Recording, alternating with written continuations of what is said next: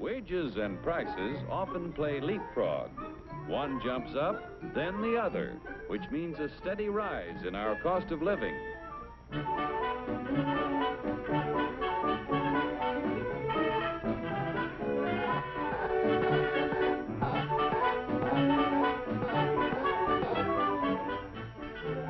The Dilly Doll Factory is a happy shop. But Joe, our doll painter friend, seems to be a little down in the mouth, which even shows in his work.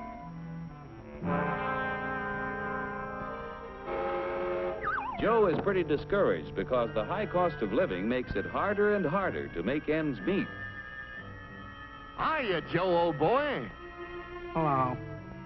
Better look in that envelope. Wow, a raise! And just in time to buy the kid a birthday present. What'll I get? Let's see. A dress? Bicycle? Roller skates? Shoes? A book? A doll? A doll!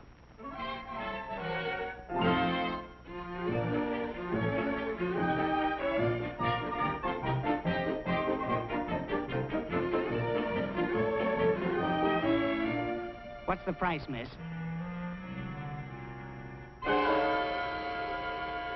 I work in a factory that makes this doll.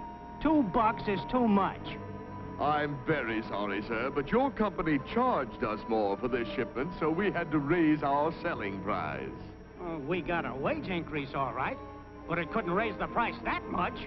It just takes a little wood, rubber, paint, cloth, and a phony wig to make that doll. There's only about 10 cents worth of materials in the whole thing. You pirates, crooks, bandits, you robbers! You're right about the cost of raw materials in that doll, about 10 cents worth. Raw materials in practically everything we buy are worth little until labor transforms them into finished products. For example, how much do you think the raw materials cost in that car? Oh, about $300. You've got a surprise coming. It takes 4.5 tons of coal, 2 3/4 tons of iron ore, 50 pounds of cotton, 14 pounds of cured and finished wool, aluminum, zinc, lead, copper, and countless other raw materials to make an automobile. Without the addition of labor costs, these things are worth about $22. The raw materials require the accumulated labor of thousands of people in countless crafts to transform them into a finished automobile. Miners dig the coal and iron ore. Railroad and maritime workers transport these materials to the steel mill, where workers convert the ore into finished steel. The wages of railroad workers add to the value of steel when it is transported to automobile factories. The cotton that goes into a car accumulates labor cost from the farmer who tills the soil, from workers who sow the seed, and help to raise the cotton.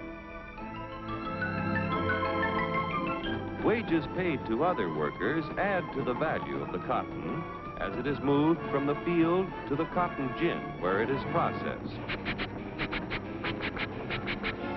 Other workers transport the cotton to the automobile factory. The wool that is used to make a car is worth little while it is still on the sheep. When the labor cost of a sheep shearer is added, the value of the wool is increased by his wages.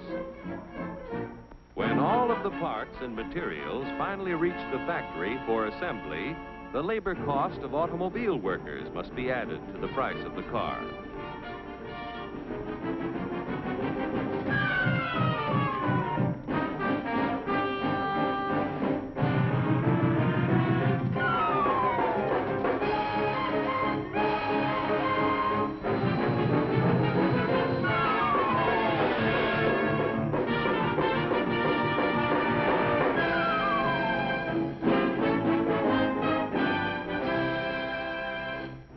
the $1,500 automobile, direct and indirect labor costs add up to approximately $1,200, or over 80% of the selling price.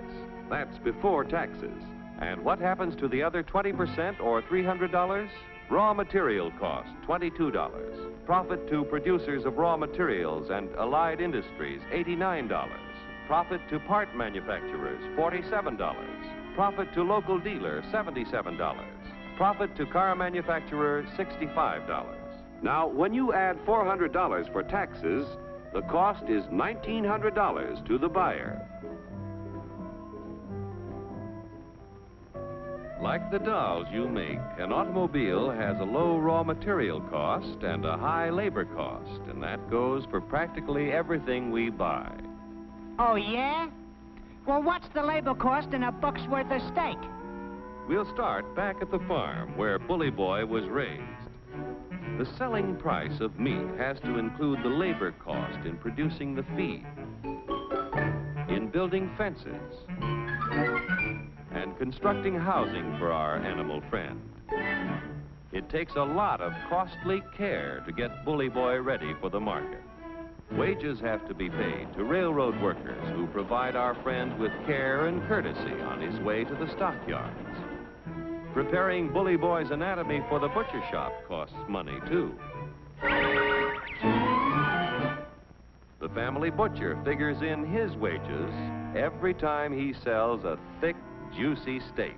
Forgetting taxes for a moment, the labor cost in a dollar's worth of meat adds up like this. Workers raising beef, 24 cents. Transportation workers, 1/2 cent. Packing house workers, 42 cents. Meat delivery drivers, 1/2 cent. Butcher shop workers, 18 cents. The other 15 cents goes in profits to the retailers, the packers, allied industries, and to the farmers and ranchers. Most of the things we buy accumulate direct and indirect labor costs that add up to 85% of the selling price before taxes are added. Generally speaking, a wage raise means a corresponding rise in prices, unless productivity is increased proportionately. What do you want, a guy with 4 arms? 4 arms?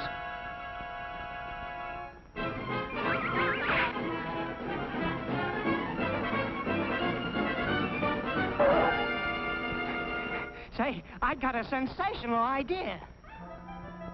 To expand productivity, labor and management must work together to develop new ideas and techniques.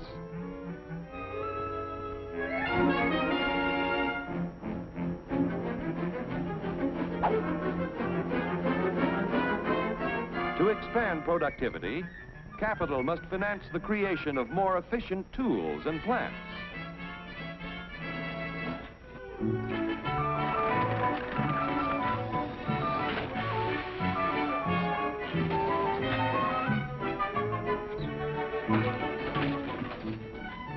The production of more and better goods at lower costs means that when you get a wage raise, it's a real raise. A raise? A raise!